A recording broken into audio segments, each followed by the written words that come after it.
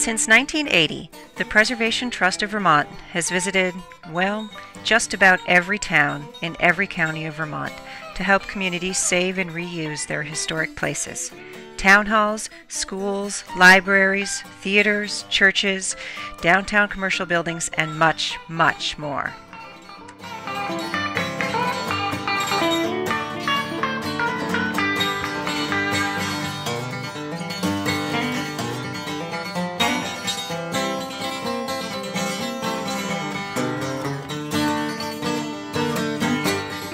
In partnership with the Freeman Foundation alone, the Trust has granted more than $10 million to over 350 building projects around the state. This work, in turn, has leveraged more than $125 million worth of rehabilitation work throughout Vermont. Pretty great for a state of only 620,000 people.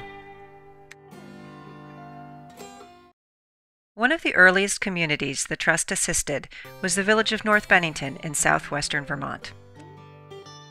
Almost exactly 2 square miles, development of the village centered around the water power available along the banks of Perrin Creek. Small mills and factories occupied the 13 privileges along the creek since the late 1800s. Today, the 1,500 residents of North Bennington have a general store, a library, a post office, a fire station, 4 schools, a bank, and a lake with a public beach, all within walking distance of the village center.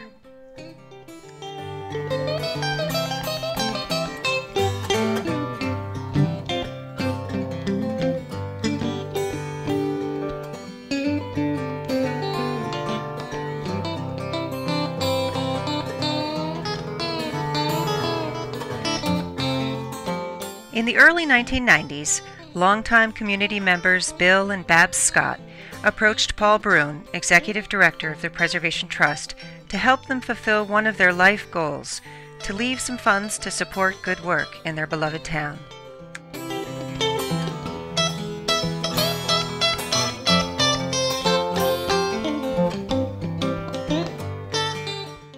Paul encouraged, I think, 2 things. One was to think about setting up a fund that would give the community the capacity to draw on some of the same resources after she was gone. And he also encouraged her to do it while she was still alive rather than through her will, so she could see the results of this experiment. And so with his nudging and help and thought, they set up a nonprofit corporation and gave it a modest endowment and started creating some of the same types of community giving that they had done individually. Around the same time, artist Matthew Perry was looking for a studio space and was intrigued by a derelict mill at the end of Sage Street, formerly known as Factory Lane. The mill had been home to several industries since the late 1800s, including the Easy Waste Cuff and Collar Factory. It had been a cotton factory and manufactured buttons, mirrors, wooden toys, and furniture. In 1992, Matthew Perry, along with Patricia Pedrera, acquired the mill with ambitious plans to fix it up for studio spaces.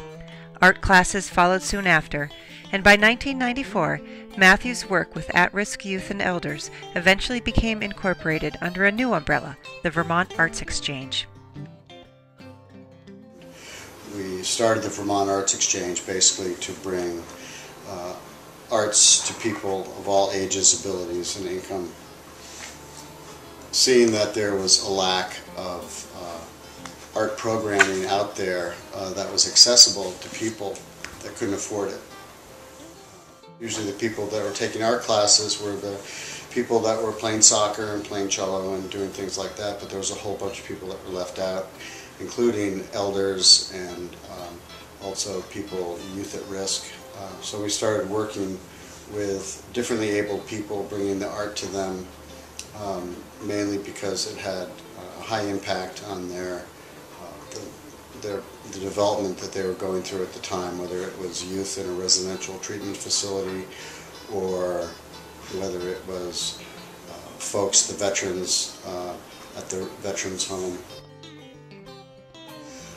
When we acquired the building, the building was really falling down, and it was just a real eyesore, and so there was a lot of folks that we approached to help bring the building, bring it back to its original, to a safe place to have classes and studios, and the Preservation Trust of Vermont played a big role in that. In 1997, the Preservation Trust, in partnership with the Freeman Foundation, provided $25,000 of the total $42,000 needed to restore the deteriorated steel windows. So that action also enabled other people and helped us to leverage other grant money to continue to bring the building up to code, eventually leading to a community development block grant. We were the first arts organization in the state to get one, and it really enabled us to get a certificate of occupancy and make us fully handicapped accessible. It was a key. They were a key player in the development of the mill. Locally, the Fund for North Bennington provides a small but steady source of annual funding. In the 18 years since the Arts Exchange was established, the rundown old factory has become a creative oasis and energetic force in the village. Nearly every population in town is touched by the VAE. Preschoolers through middle schoolers attend summer and vacation camps. High school students volunteer or get hired as a helper.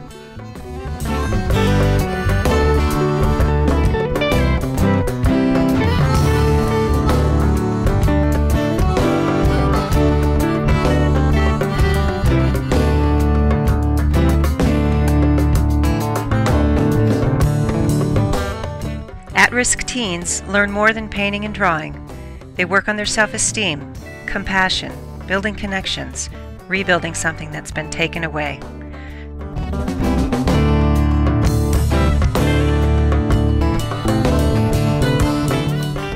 Matthew and his co-teachers even take the show on the road to the Vermont Veterans Home in Bennington, where they specialize on working with people with dementia. Local artists, including Bennington College students, display their work in the galleries on the main level. The print room serves as a vibrant and productive co-working space for the professional freelance community.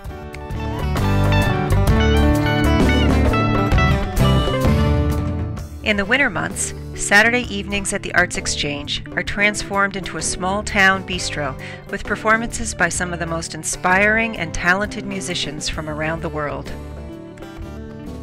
And nearly every child in the area, and their friends, and parents, and grandparents have participated in the Arts Exchange annual Halloween parade and bonfire.